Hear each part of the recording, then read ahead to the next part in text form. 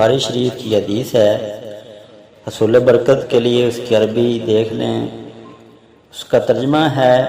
ہم سے اس حدیث کو ابو اللیمان نے بیان کیا،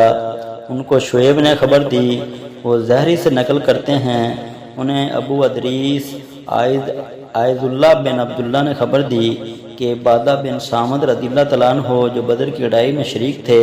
اور لیلۃ العقبہ کے 12 نقیبوں میں سے تھے، فرماتے ہیں کہ رسول اللہ صلی اللہ علیہ وسلم نے اس وقت جب آپ کے گرد صحابہ کی جماعت بیٹھی ہوئی تھی فرمایا کہ مجھ سے بیعت کرو، اس بیعت پر اللہ کے سوا کسی کو شریک نہ کرو گے، چوری نہ کرو گے، زنا نہ کرو گے، اپنی اولاد کو قتل نہ کرو گے، اور نہ عمدن کسی پر کوئی ناحق بہتان باندھو گے، اور کسی بھی اچھی بات میں اللہ کی نافرمانی نہ کرو گے۔ جو کوئی تم میں اس عہد کو پورا کرے گا تو اس کا ثواب اللہ کے ذمہ ہے، اور جو کوئی ان بری باتوں میں سے